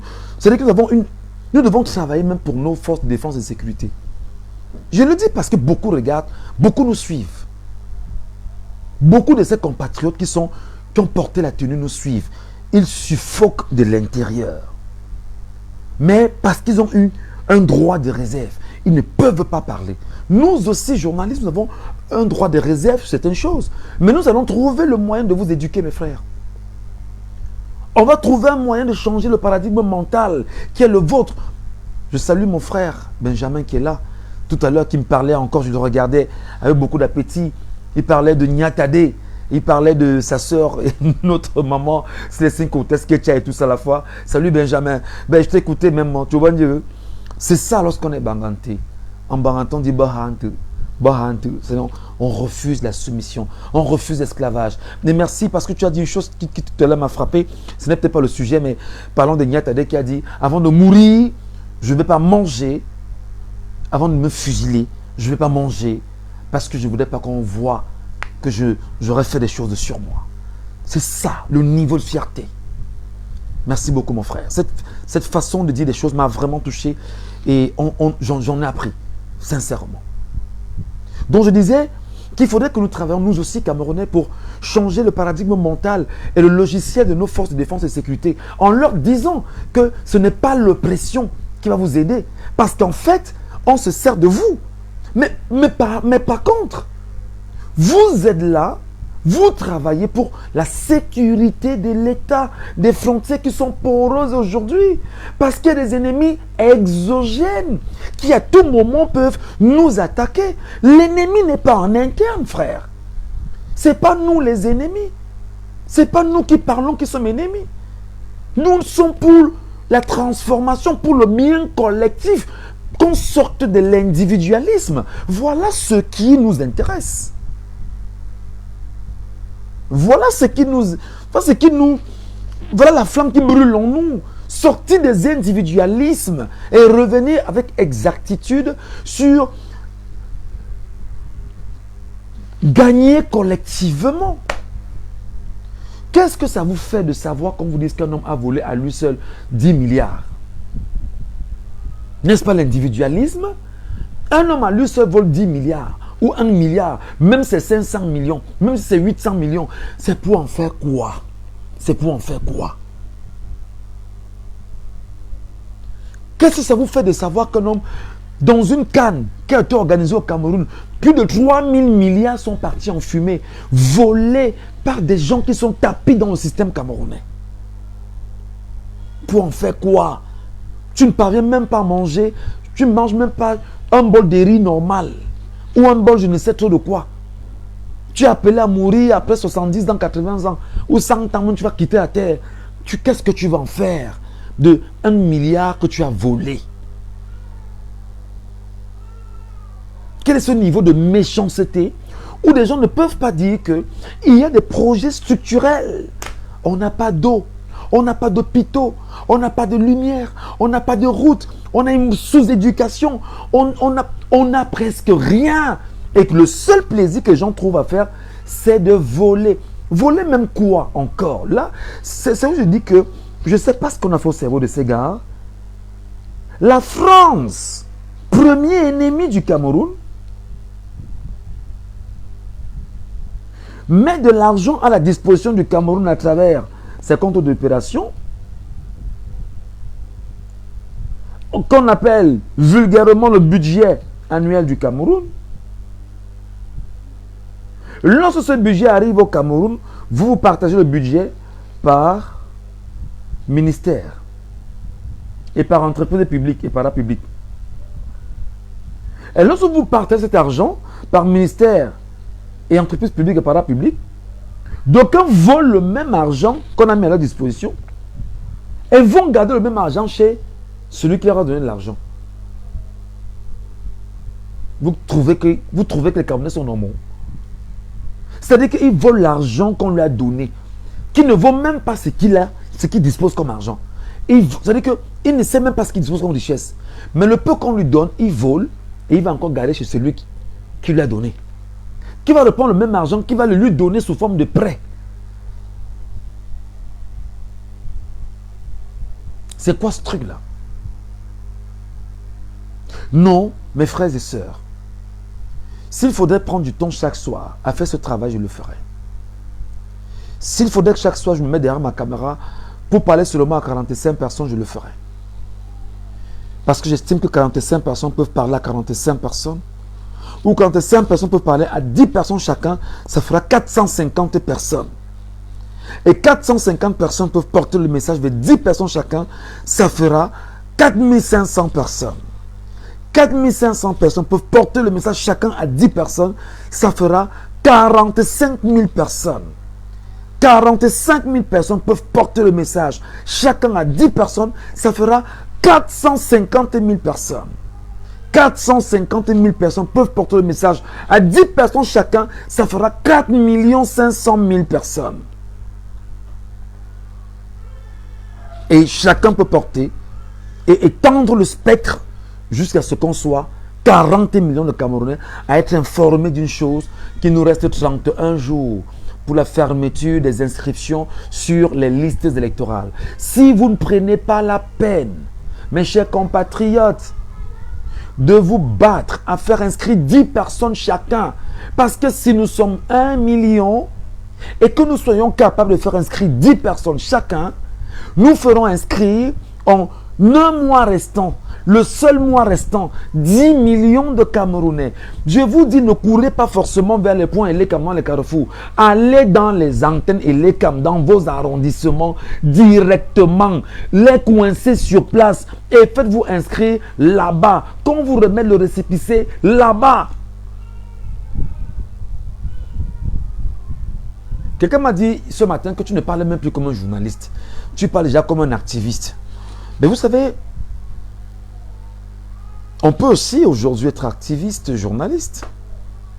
On peut être analyste des faits de société. On peut, en tant que citoyen, se lever, prendre son téléphone, dire « J'observe ma société et je rends ce que j'observe. Je deviens les yeux et les oreilles des autres. » Mes chers compatriotes, ma part de vérité, c'est ce que je vais vous dire ce soir. Je sais que des gens n'aiment pas la vérité, mais on va se battre à continuer à dire la vérité. Et je vais finir en disant encore à mes frères qui sont dans les services secrets.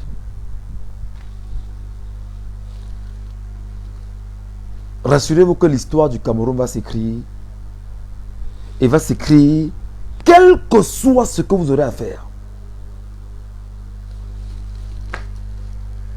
Allez relire l'histoire des forces de défense et de sécurité du Cameroun. Je n'ai pas dit de lire les livres que certains ont écrits entre-temps. Je parle de l'histoire.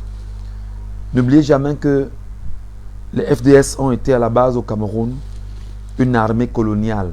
C'est-à-dire c'était des Français qui portaient les armes françaises, les tenues françaises ou treillis françaises et venaient justement combattre les Africains. Et dans leur complicité, dans leur malignité, dans leur manipulation, dans leur manigance, ils ont coopté des Camerounais qu'ils ont ajoutés à leurs effectifs pour pouvoir piétiner d'autres Camerounais. C'est comme ça qu'on a eu des pères qui étaient des soldats de l'armée qui se plaisent à dire que j'étais un ancien caporal, un ancien sergent, de ci, de ça, mais n'a pas compris qu'en fait on s'est servi de lui pour pouvoir piétiner son vis-à-vis. Et comment ça a marché? Ça a marché parce qu'en fait on s'est rendu compte que tu es un être méchant.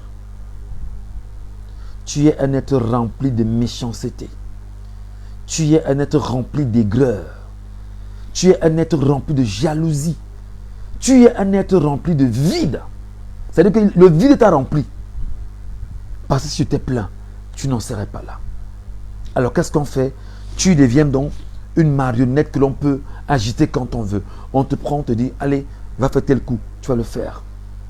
Sur qui? Sur ton frère. Sur qui? Sur ta soeur. Au nom de quoi? D'un billet de banque. Quel billet de banque? Le franc CFA. Qui est quoi? Qui est un papier qui n'a pas de valeur.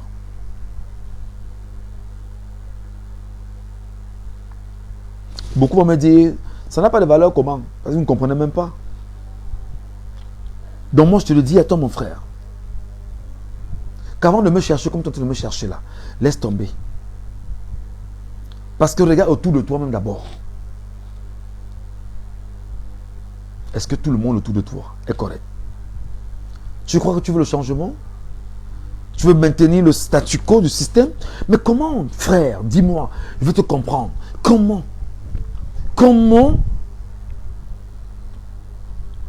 des gens volent ton argent?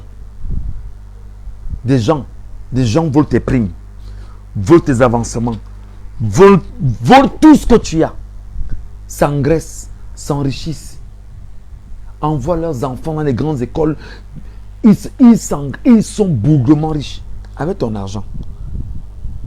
On te donne 30 000. On te dit que bon, vraiment, la prime qu'on t'envoie sur moi, c'est 30 000 parce que tu as fait un travail exceptionnel.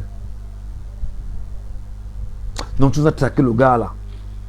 Comment des gens qui veulent ton argent te le redonnent sous forme de miettes, te mettent au travail, tu es content. C'est un peu comme mes amis qui sont dans les cabinets noirs, qui ont des faux profils sur internet un peu de partout là. Leur but c'est quoi? C'est de s'arranger à créer le désordre sur les réseaux sociaux parce qu'on leur donne entre 20 et 200 000 mensuellement. Ils ont une affaire qu'ils ont créée en 2017 qui s'appelle la FEM. La FEM n'est pas encore fermée, hein, c'est encore là.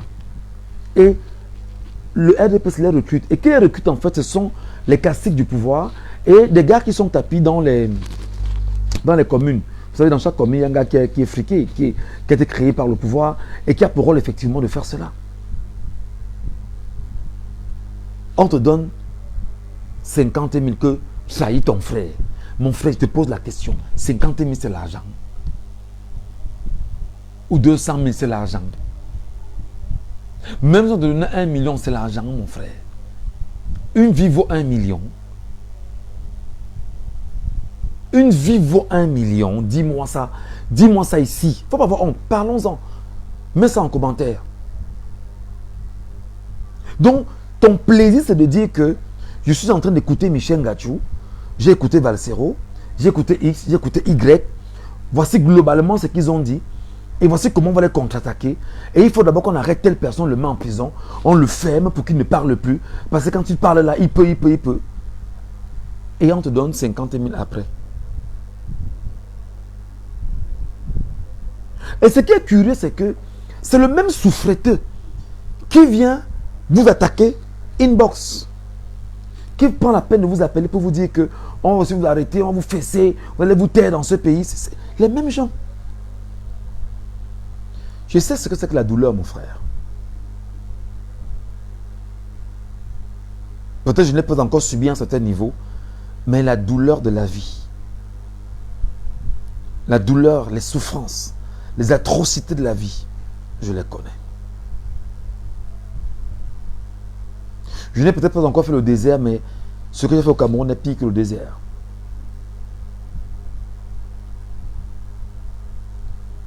Je peux vous parler de moi, le mot étant Aïssa, ce n'est pas important. Ce que j'ai vécu au Cameroun est pire que le désert.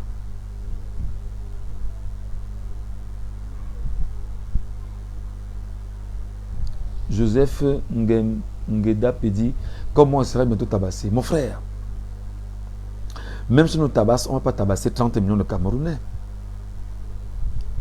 Parce que c'est 1 million de Camerounais décident que ça change aujourd'hui. Ça change aujourd'hui. On ne les tabassera pas. J'ai appris, c'est pas important d'en parler parce qu'il s'agit quand même des secrets défense qu'on ne peut pas évoquer. Parce que voilà, c'est très compliqué. On ne parle pas de ça. Mais je vais donc te dire, mon frère, fais ton travail en pensant à ta femme à la maison. Parce que tu finis, tu rentres au quartier où on te connaît, man. Si tu connais ce que j'en pense. Fini, tu rentres au quartier, tu es au quartier avec les gars. Fini, tu rentres, tu es au quartier avec les gars. Quel que soit le niveau de renseignement, tu ne sais pas ce que les... Parce que les gars vous ont identifié dans tous les quartiers du Cameroun. Parce qu'ils savent que vous êtes très peu nombreux. Ils savent que vous êtes très peu nombreux. Donc, moi, je le dis pourquoi? Parce que Je veux que tu comprennes que tes enfants sont mes enfants. Tes petits frères sont mes petits frères et petites sœurs. L'encadrement que tu as pour eux, le souci que tu as pour eux, j'ai le même souci pour eux, comme tu as le même souci pour eux. Mais je ne peux pas accepter que pour que tu puisses encadrer tes petits frères, c'est de me torturer. Et quand on te donne de l'argent pour les encadrer, ce sera un mauvais argent. Tu ne vas jamais, mais alors au grand jamais, exploser avec cela. Cet argent est maudit, mon frère. L'argent du sang, ça ne sert à rien.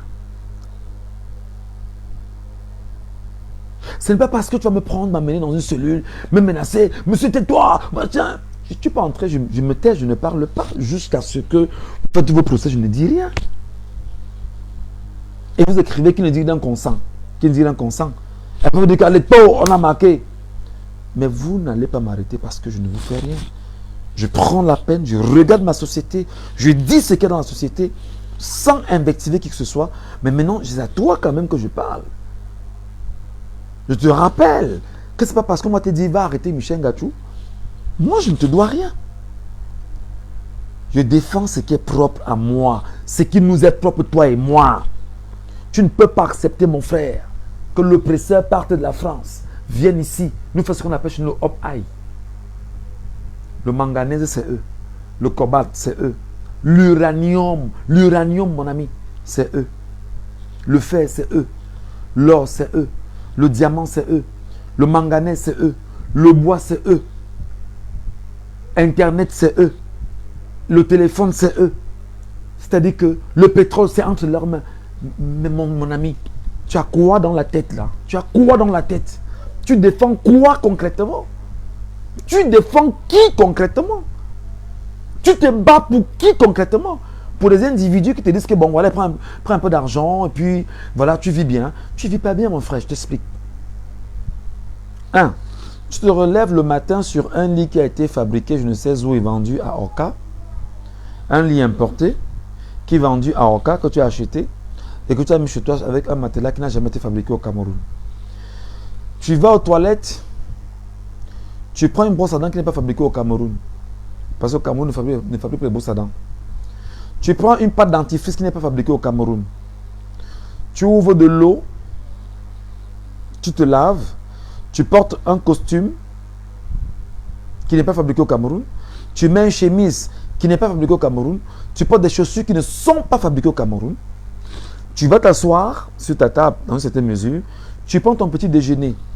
Tu prends du pain dont le blé n'est pas le blé camerounais et qui est même d'ailleurs génétiquement modifié, donc qui te rend malade. Tu prends tout le déjeuner que tu prends là, qui est un amas de produits cancérigènes. Tu es sûr que tu es bien dans ta tête, en fait. Tu te lèves, peut-être en regardant une chaîne étrangère qui n'est pas camerounaise, qui t'informe sur l'actualité étrangère qui n'est pas camerounaise. Tu prends ta petite voiture qui n'a pas été fabriquée au Cameroun. Tu dis, je vais au travail. Tu arrives à ton lieu de service, tu t'assois sur un bureau dont le bois n'a pas été fabriqué au Cameroun. La chaise n'est pas faite par des Camerounais. Tu prends du papier qui n'est pas fait au Cameroun. Tu prends des stylos non fabriqués au Cameroun. Il faut bien m'écouter. Et tu fais ce que tu as à faire. À midi, tu dis, bon d'accord, je vais marquer une pause. La pause, tu prends encore la même voiture qui n'est pas fabriquée au Cameroun, avec le carburant qui n'a pas été raffiné au Cameroun, que tu as acheté venu d'ailleurs. Tu vas garer dans un petit coin avec tes amis de ton bureau. Vous dites que non, on va manger midi ensemble. Vous mangez quoi? Vous buvez la bière camerounaise dont le maïs ne vient même pas du Cameroun. Les produits ne viennent pas du Cameroun. Vous buvez les champagnes, les whisky. Tout n'est pas fabriqué au Cameroun.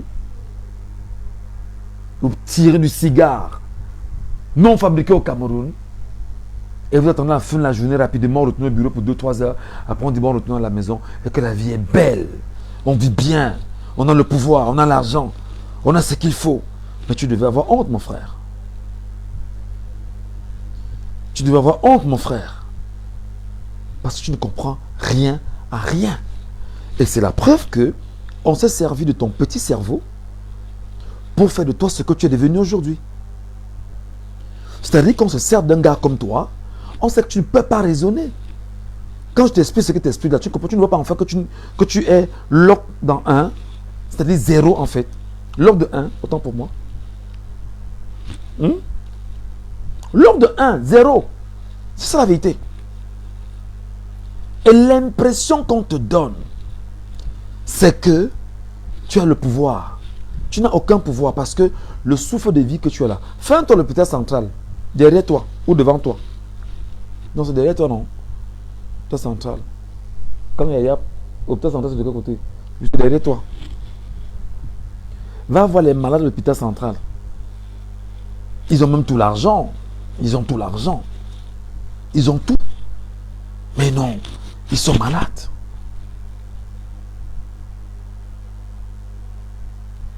Ils sont malades pourquoi? Parce que le système de santé est nul au Cameroun. Je veux que tu comprennes, mon frère. Je veux que tu comprennes avant de penser à ton projet. Parce que ce qui s'est passé au petit Ngombe, je reprends un peu, je parle encore un peu de lui, c'est que le petit Ngombe, on a dit, vraiment, nous, c'est les ordres. On nous a envoyé exécuter les ordres, et puis c'est les ordres. Mais j'ai dit, mon frère, toi qui viens exécuter les ordres, tu as un problème. Est-ce que tu connais l'origine des termes honneur et fidélité? C'est pourquoi je dis qu'il faut lire. Quand tu as une minute, sors de là, va sur Internet, prends le temps, va lire des livres qui vont changer ton mindset. Je connais un endroit à Yaoundé où la bière coûte, la bière qu'on vend à 650 au bar, où là-bas ça coûte 400 francs, 350 même. Et c'est les hommes en tenue qui boivent là-bas. On leur donne la bière. L'impression qu'ils ont, c'est que tout est moins cher. Tout est correct. Prends la peine d'arrêter de boire, mais prends la peine de lire. Prends la peine de lire. Prends la peine de t'éduquer. Prends la peine de te refaire une santé intellectuelle. Marguerite est là. Bonsoir Maggie. Prends la peine, bien évidemment, de refaire ton mindset. Prends la peine de te donner une orientation nouvelle.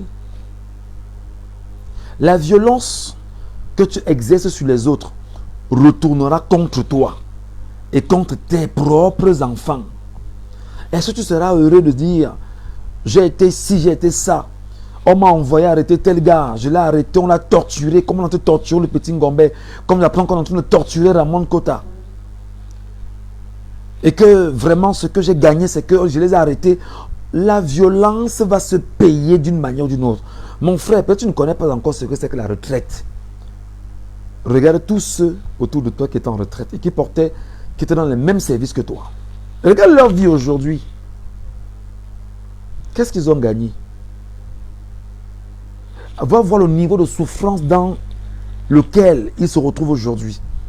Que ce soit physique, que ce soit moral, que ce soit psychologique, ils sont tous des malades. Donc c'est un peu comme si tu consommes le poison sciemment. Tu dis que je consomme le poison. Je sais que le pire arrive, j'attends seulement le pire. C'est un peu comme ceux qui savent qu'ils font du mal, ils attendent l'enfer. En disant que non, j'attends que l'enfer arrive. Je vais aller en enfer, je vais aller payer ça là-bas. Tu vas d'abord payer ça sur la terre, mon ami. Tu payes d'abord ça ici. Et quand tu auras fini de payer, tu iras maintenant payer le tout l'enfer. Si je m'en tiens à ce que des gens disent que l'enfer existe, là-bas on te dit que le feu, prends la peine, prends une bûche d'allumette, tu claques la bûche d'allumette, tu mets un peu le feu comme ça sur ton doigt, sur le dernier doigt-ci, comme tu connais faire les services là, tu mets ici. On te dit que la douleur là c'est multiplié par 7 en enfer. Donc toi qui fais subir donc ça aux gens ici, prépare-toi donc à avoir autant de supplices, autant de méchanceté que tu as fait vivre aux gens, multiplie ça fois 7 et tu attends le moment venu. Quand viendra bien évidemment le moment où on dira que ton âme quittera ton corps, viens maintenant rendre compte de ce que tu as fait au monde pendant que tu étais dans ce monde-là. Juste te dire, mon frère ou ma soeur, que tu sembles être heureux parce que tu dis servir un système, tu sers un mauvais système et tu sers le système de la France-Afrique. Je suis sûr que tu n'as pas appris, par exemple, qu'il y a une affaire en ce moment, là au Nigeria, avec Dangote, qui a pleuré à chaudes larmes à cause des Africains. À cause de son pays, le Nigeria. Informe-toi, mon frère. Sors de la barbarie. Je vais te donner un secret en passant. Prends l'argent qu'on te donne, va à la banque, comme beaucoup, va à la banque, tu fais un prêt de 10 millions. Avec le papier français qu'on te donne là. Tu lances ton projet de chant. Tu quittes de cette histoire, tu demandes pardon aux gens à qui tu as commis du tort. Demande pardon. Je te dis la vérité. Parce que tes enfants vont payer ça gravement. Je te prends l'exemple de Aïdjo. Tu connais Aïdjo, non? Le président Aïdjo, tu connais comment Aïdjo, ce qu'il était, ce qu'il a fait à Aïdjo. Tu vois ce que sont devenus ses enfants aujourd'hui? Tu vois ce que sont devenus ses enfants aujourd'hui? Tu vois même comment d'abord il est mort? Le mec s'est dédoublé. Le mec il avait un pouvoir qui était tel que il pouvait être ici en même temps et de l'autre côté en même temps. Mais il est où avec? Son corps rentré au Cameroun.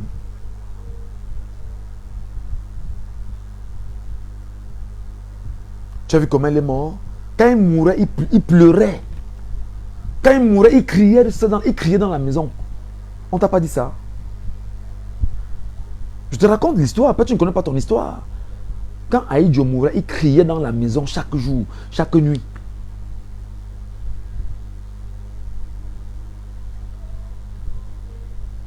Merci beaucoup Joseph, ça s'appelle le karma.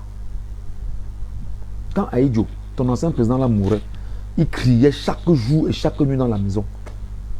Il crie, il crie. Parce qu'il estime que quelqu'un l'a trahi. Bon, bref, là n'est pas le sujet. Le pouvoir fait des choses, mon frère. Tu es fort parce que tu peux avoir le gun en ce moment. Mais le gun que nous on a, c'est là. Le gun qu'on a, c'est ce qu'on connaît, man. Et je connais combien tu souffres.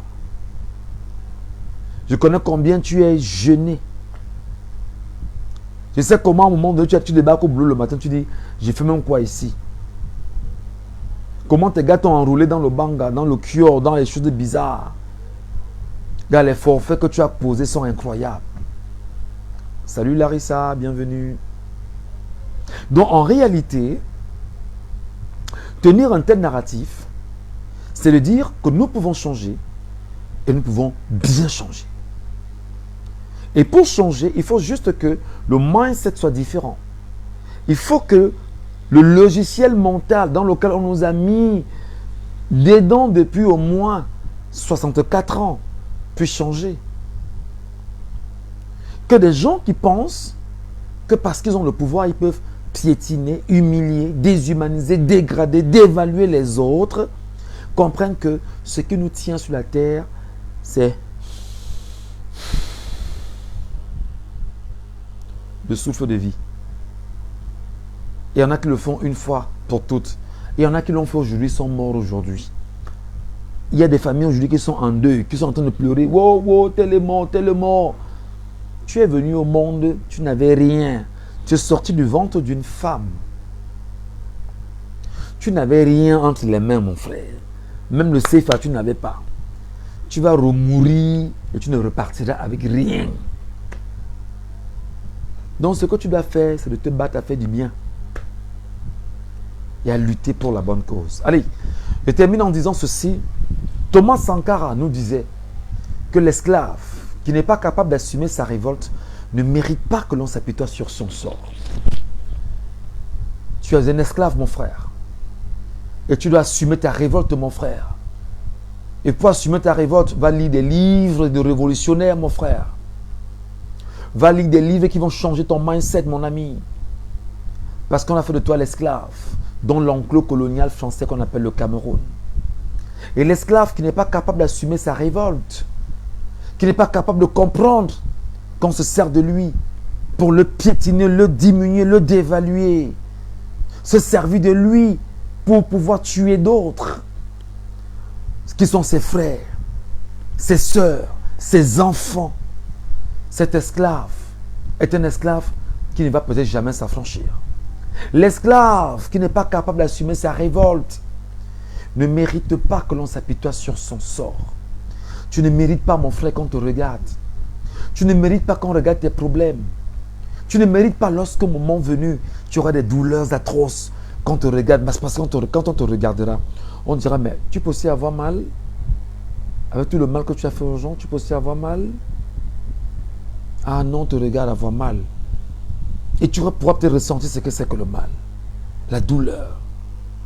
L'esclave qui n'est pas capable d'assumer sa révolte ne mérite pas que l'on s'apitoie sur son sort. Ton sort, c'est quoi? Tu es un esclave. Tu n'as pas de maison.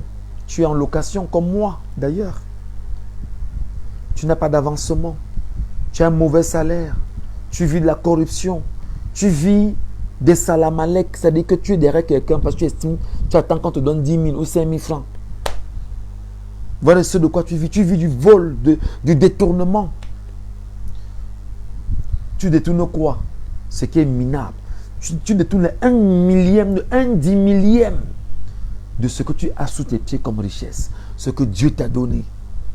L'esclave qui n'est pas capable d'assumer sa révolte. Parce que même pour que tu te révoltes, il faut que tu comprennes pourquoi tu dois te révolter. Va lire l'histoire de Oumyobé, mon frère. Va lire l'histoire du colonialisme français au Cameroun. Et ce que le colon français fait de toi. Toi, qui a pour rôle de nous arrêter, nous empêcher, nous museler. Parce que nous parlons, nous éduquons la société. Je t'éduque toi et j'éduque tes enfants. L'esclave que tu es doit apprendre à lire les livres de Oumyobé. Va lire ses écrits. Il a laissé des écrits. Va lire l'histoire de Lamberton. Va lire l'histoire selon laquelle la France de Mesmer a déversé le napalm sur 1 million de Bamileke en zone Bamileke. Et que depuis la période coloniale, l'Allemagne avait décidé d'exterminer les Bamileke. Ça, tu ne le sais peut-être pas. Tu es un esclave. On se sert de toi pour dire que nous gardons la chose entre nous, que les gens de l'autre côté ne viennent pas prendre. Qu'est-ce que tu appelles la chose? Le pouvoir, c'est quoi? Tu vas mourir, tu vas le laisser, mon frère. Et tu ne comprends pas qu'en fait, ceux qui te le disent, c'est parce qu'ils veulent garder leur strapontin et en servant les maîtres esclaves qui, à leur tour, servent l'oligarchie française et occidentale. L'esclave qui n'est pas capable d'assumer sa révolte ne mérite pas que l'on s'apitoie sur son sort. Ton sort, c'est quoi? Au soir de ta vie, tu auras peut-être un enfant qui n'aura jamais réussi dans son mariage. Tu seras le père malheureux ou la mère malheureuse. Tu auras peut-être une fille qui ne t'aura jamais fait des enfants. Ou un fils qui sera devenu fou ou malade ou bandit ou je ne sais trop quoi. Et tu te rendras compte de la douleur. Parce que lorsqu'on t'enlève un enfant de ta vie, où tu perds un seul, c'est une partie de ton corps que tu perds. L'esclave qui n'est pas capable d'assumer sa révolte ne mérite pas que l'on s'apitoie sur son sort.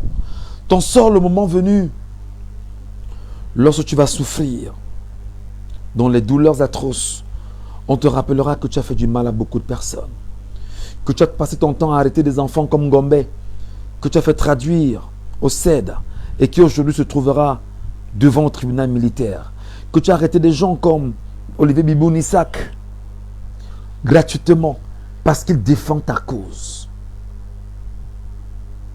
Rentre ce soir et dors. Réalise que tu es un esclave dans l'enclos colonial français qu'on appelle le Cameroun, qui a à sa tête un maître esclave qui rencontre à l'Élysée et fait de moins de 400 000 personnes, ses ouvriers, qui travaillent à son compte, le compte de l'Élysée, et qui finalement, au bas de l'échelle, on est 30 millions qui suffoquons. Parce qu'en fait, moins de 400 000 personnes travaillent pour une personne au sommet qui rencontre à l'Élysée. Va ce soir et dors en te disant, quelle sera ma fin?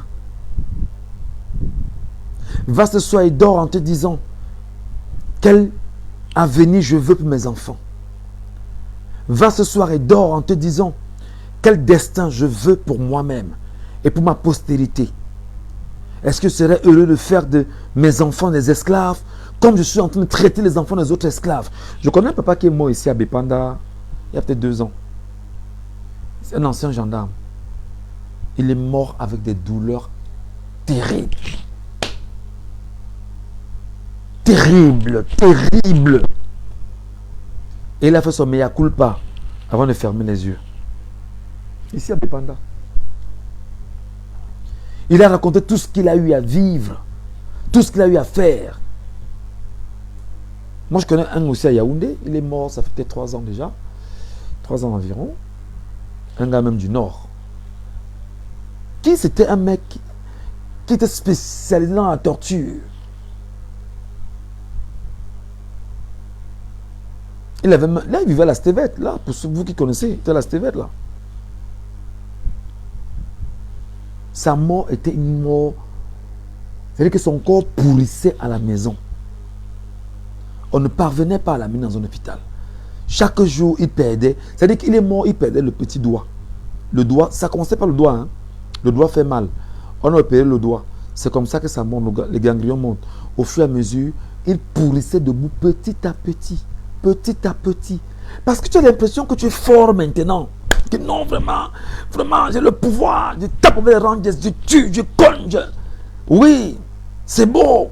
Tu fais le plaisir du chef. Le chef est fort avec toi. Tu es le gars qui... Un gars. Bravo. Mais le soir de ta vie, tu seras où? Tes enfants, ta femme. L'esclave qui n'est pas capable d'assumer sa révolte ne mérite pas que l'on s'appuie sur son sort. Cet esclave répondra seul de son malheur s'il se fait des illusions sur la condescendance suspecte d'un maître qui prétend la franchir. S'il se fait des illusions sur la condescendance suspecte d'un maître qui prétend la franchir. Toi qui crois que tes patrons, tes chefs sont pour toi, ils ne sont pas là pour toi, ils sont là pour eux. Toi qui es là, qui penses que ceux qui sont au sommet vont te protéger, ils ne sont pas là pour toi, ils sont là pour eux. Ils protègent l'oligarchie française. L'esclave qui n'est pas capable d'assumer sa révolte ne mérite pas que l'on s'appuie sur son sort. Cet esclave répondra seul de son malheur s'il s'est fait des illusions sur la condescendance suspecte d'un maître qui prétend la franchir. Alors mon frère, ma soeur, seule la lutte libère. Et la lutte, c'est d'abord les inscriptions sur les listes électorales, ton récépissé tout au moins, voter le jour du vote, surveiller son vote, dépouiller ensemble, proclamer les résultats de son bureau de vote et veiller à ce que rien de mauvais ne se passe autour de toi. Parce qu'il y va de ta vie. Voilà ce pourquoi tu veux nous arrêter, nous tuer. Parce qu'on dit ça, demain je serai encore là, à la même heure, et avec le même discours, jusqu'à ce que ce soit entendu par 30 millions de Camerounais. À bon entendeur,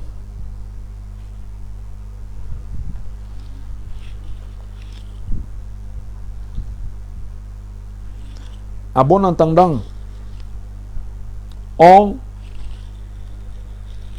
à bon entendant, on, à bon entendeur, à bon entendant, on s'aligne vers la victoire. Et cette victoire, c'est en 2025, mon frère. On l'aura. 2025, on gagnera. Merci.